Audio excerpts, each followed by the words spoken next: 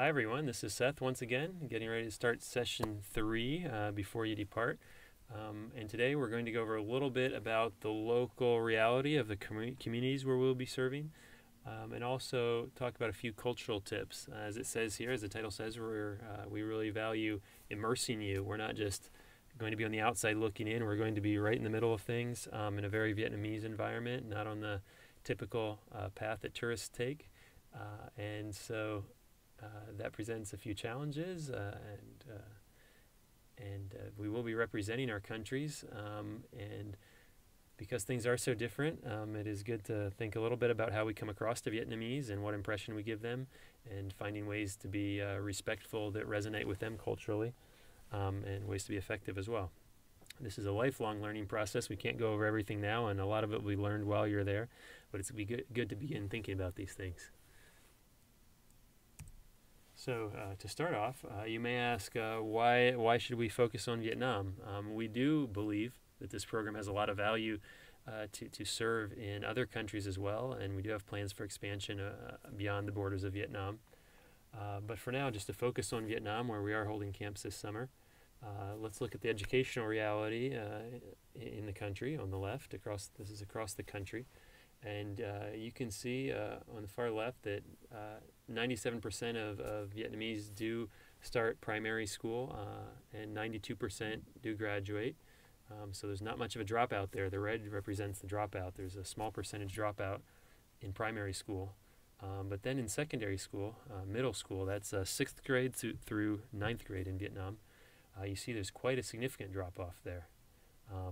Both during, in the red there, that 11% drop during middle school, and then also between middle school and high school. You'll see the lighter blue and the dark blue between secondary and high school.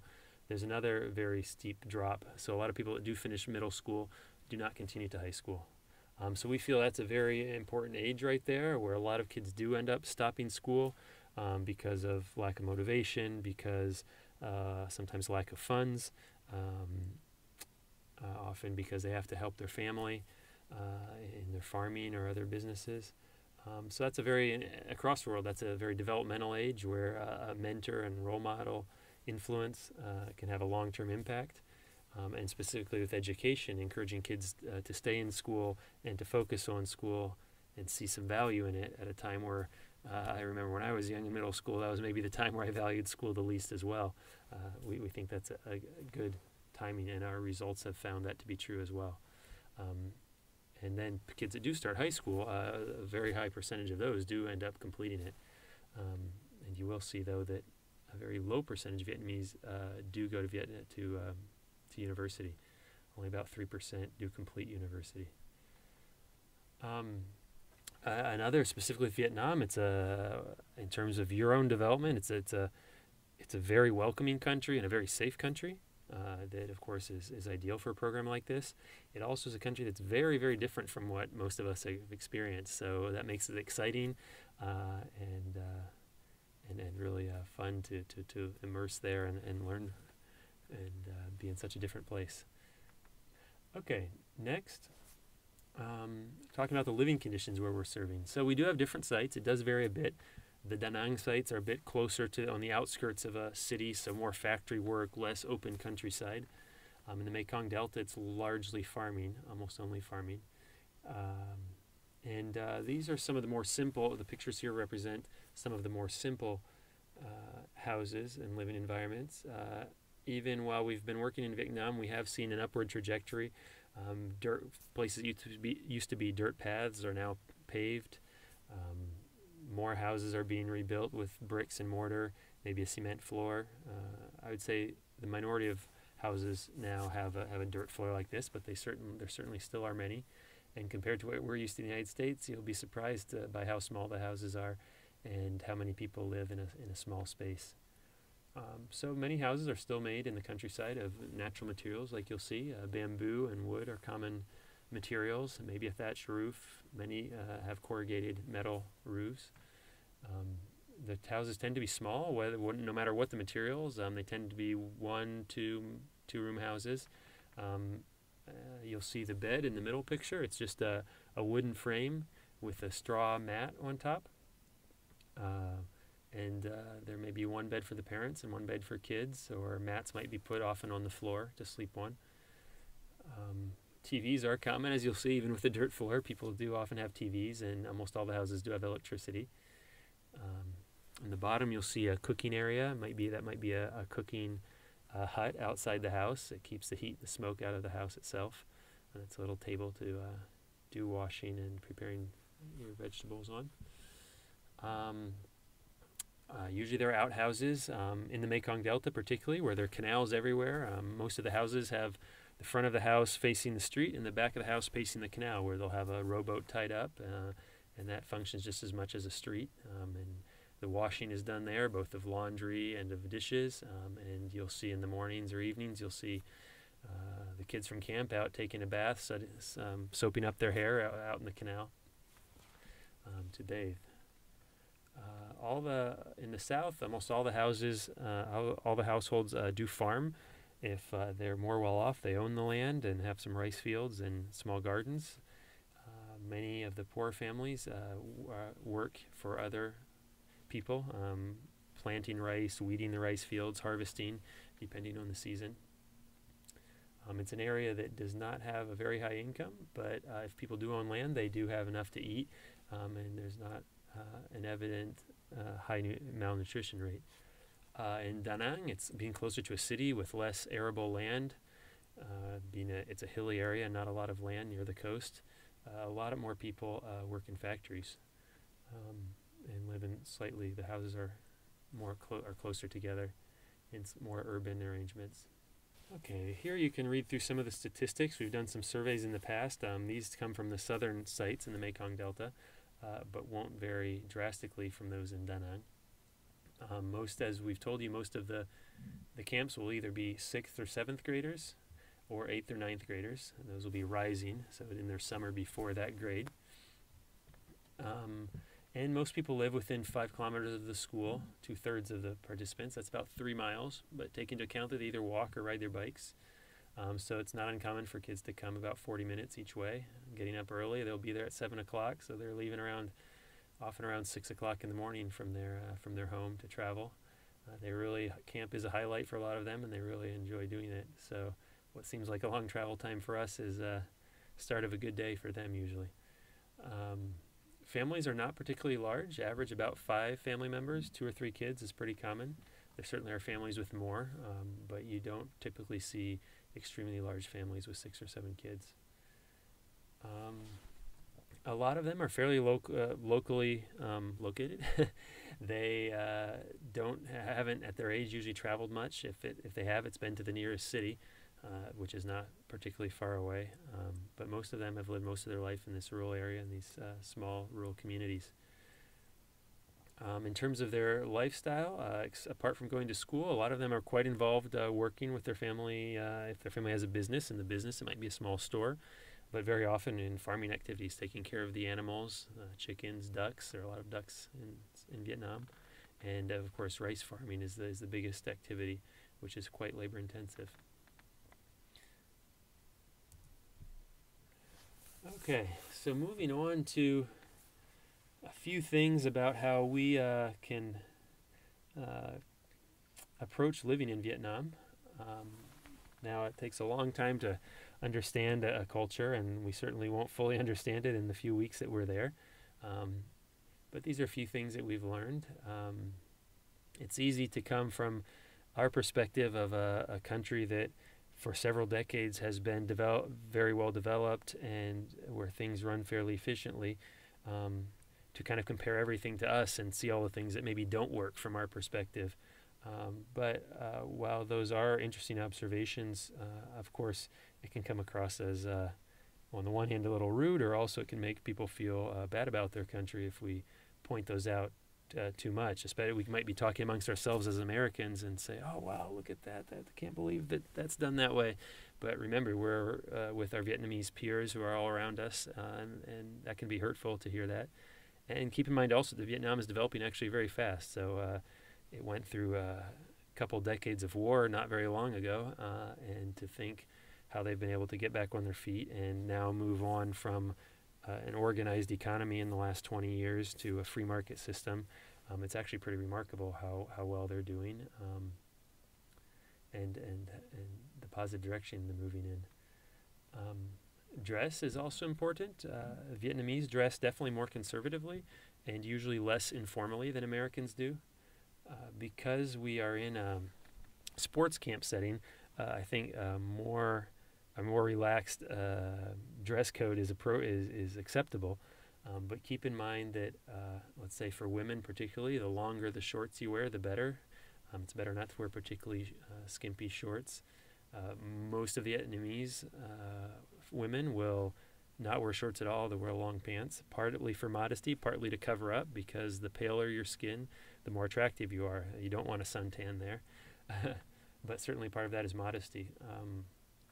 It's best to wear t-shirts covering the shoulders, and if you do wear a tank top, it should be one with full shoulders and not particularly cut out underarms.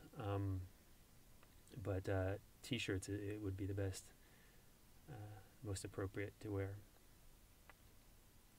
We will provide you with Coach for College shirts, but we also, certain days will be days to wear your university shirts, both to show off a little bit of pride, but also as to show the Vietnamese kids that you're not just, you and the Vietnamese coaches as well come from universities. They'll have their Vietnamese university shirts and kind of reinforce that you are students as well. Number 3, it says, don't expect Western-style politeness. Politeness is very important in Vietnam. Just the standards of what is polite and what is not can be very different in different countries. For example, in Vietnam, it would not be particularly rude fairly early when meeting someone if they were to ask you your age or your income. But some things that we don't think twice about, that we might say very directly, can come across as rude in Vietnam. They're much more indirect, and it's very important to not offend people and not have them lose face, as you say, in front of other people. So arguments are usually done in very subtle ways. There's not a lot of direct confrontation. People very rarely raise their voice and argue directly with each other. So that leads us to number 4. Don't get cross. There certainly can be times it's frustrating to be in a different country. The camps are intense. We're working hard. But smiles will get you a long way, as you see number 7 down there. Even if we disagree about something, keeping in mind that we both have similar goals and we can talk it through and find a solution without being confrontational, will go a long way. So keeping a smile on your face, whether it's talking about tomorrow's lesson plan or bargaining in the market for a t-shirt you want to bring home, will get you a long way in Vietnamese culture. Number 5, also about not complaining. There can be times, especially when we're tired and drained, that it can kind of be easy to complain about it being hot, about missing things from home. And while it is good to be able to blow off some steam and to vent sometimes, as I mentioned earlier, keep in mind that our living conditions will actually be higher than what most Vietnamese live in, including the Vietnamese coaches. So the less we have of a complaining attitude, the better time we'll have, and the better the Vietnamese will view us and include us into their activities. Okay, here are several do's and don'ts. I'll let you read through these on your own. You can download the slides from the website. Let me see if there are any to hit on. I've already touched on being a little bit more conservative in dress codes, particularly for females. And there are a few things that are important to not do, such as taking photographs of police or military. That can be sensitive in a country that still has a one-party system and has a communist heritage where those things are quite controlled. But we'll go over all of these when you are on site in Vietnam as well during our orientation when we get there. This is an interesting slide, and it'll probably mean more to you after you've been in Vietnam and immersed in Vietnamese culture. But read through some of those bubbles on the right. These are possible things that people might think about Americans when they're around them. And read through them and think how they make you feel. Some of them probably are correct and relevant. Some of them might be misunderstandings that people have. and it can highlight how we might be thinking one thing, but in a different culture, it can come across in a different way. I've also realized that some of them that might seem strange now and not fair we might understand them more after we've been someplace else. I often have found that I understand my own culture better when I've been put in a very different place, and I realize things that I just thought were normal, and now I realize maybe in a place that does things differently, I realize how much I value and hold tightly to those things. And the same thing goes for Vietnamese. We'll be observing things about their culture, and some of them will be really keen observations, and some of them we might think something at first. As I said earlier, they might ask us how old we are and how much money our parents make, and then they might tell us that, comment on our physical appearance and in a very direct way. And we might think, gosh, Vietnamese are rude. But then with time, we might realize that that was a misconception. They actually be very polite in some areas, just what they consider polite is different. So yeah, be open. This is a very long learning process, and it can be frustrating at times, but exciting a lot of time as well. So here is a bit an example, the iceberg example of crossing cultures. And at the top, you can see above the water that's easily visible is what people do. And this is what you notice when you step off the plane. Look at that top picture. You'll see the áo dài, the typical traditional Vietnamese costume. Girls wear that. That's their school uniform 1 day a week usually. Usually a fully white one. But you see people dress differently. They look different. Their food is different. The language sounds different. And those are those exciting initial exotic differences. But then beneath that, much less visible, is the way people think. We can see what they do, but what are they thinking and why are they doing it is slightly different and takes longer to understand. And it's something we should always be keen to keeping our eyes and ears open to gradually understand. And we might start to understand that after being there a while, but my experience is as we go deeper into a culture, while people on one level start to be more the same, we realize the same things make us all tick. We all have a desire to be loved. We all are hurt by other people. We all want to be known, find love in life, different things like that. At the same time, as we go deeper, there are also other differences that we might not have seen at first. And we go into the deeper realm of feelings, values, and those can be pretty different culture to culture. So this brings us to the last slide, and I encourage you on the slides that you download to look at this and look at the notes below this slide. There are several for each of these categories, but I'll just briefly go over a few topics here. The first one is money. Keep in mind that most of us come from a much wealthier background than the kids that we'll be working with. So we obviously don't want to flaunt our wealth in undue ways and underline our disparity in income more than necessary. And part of this carries over into the gifts. It can be tempting to be very generous and give money or give really expensive gifts to the kids that we care about. But I've always found that the more we can connect directly to people on a personal level, the better. So instead of giving things that have a high monetary value, give things that have a high personal value. So one thing can be printing several passport pictures and to bring with you, passport-size photos of yourself or pictures of yourself doing your sport. That can be really special at the end of camp to give to kids, writing a short note on the back to them. And giving that to them, they will really hold on to that and cherish that.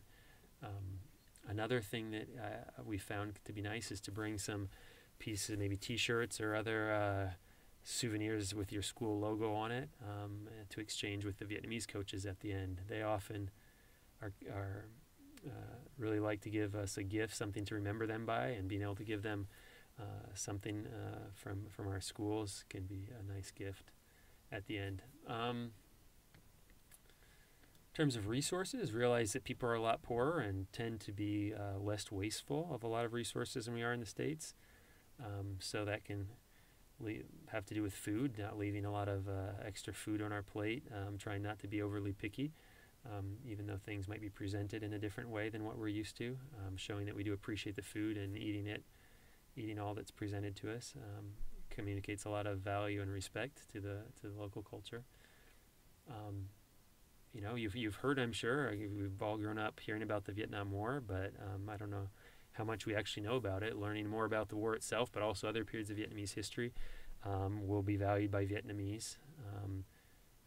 They're proud of their long history, and it's not just about the couple decades of war that went on in their country when the United States was involved.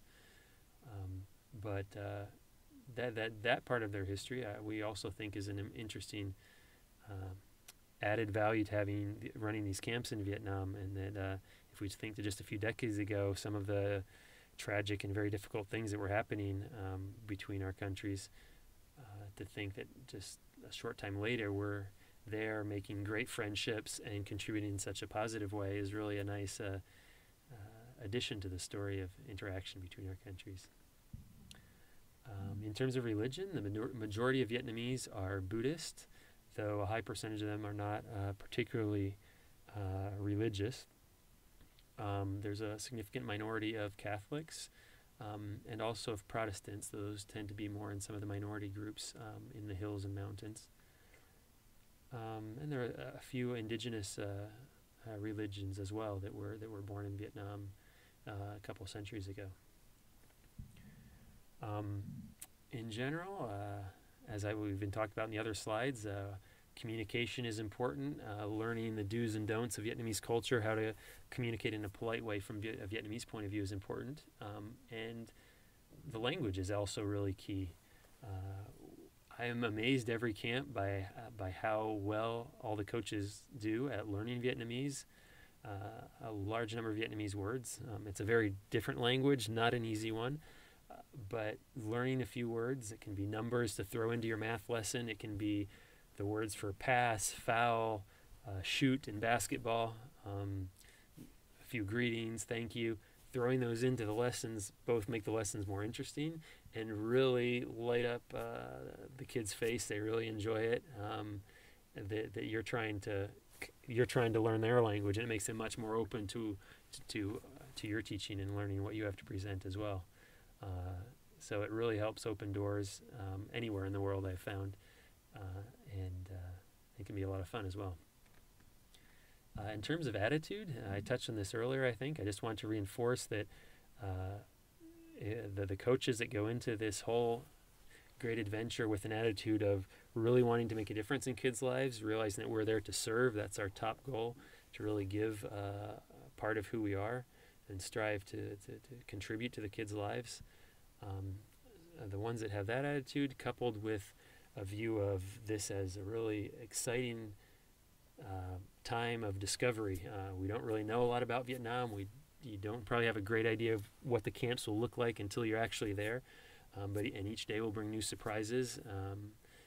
And if you view that in a positive way as a learning experience and great stories that few people are privileged to have, you'll really have a blast your whole time, and what inconveniences there are and challenges will really roll off your back very easily. I found that to be true consistently. So I really encourage that, and it makes it exciting for me to be part of that with you guys. Okay, lastly, keep up the fundraising.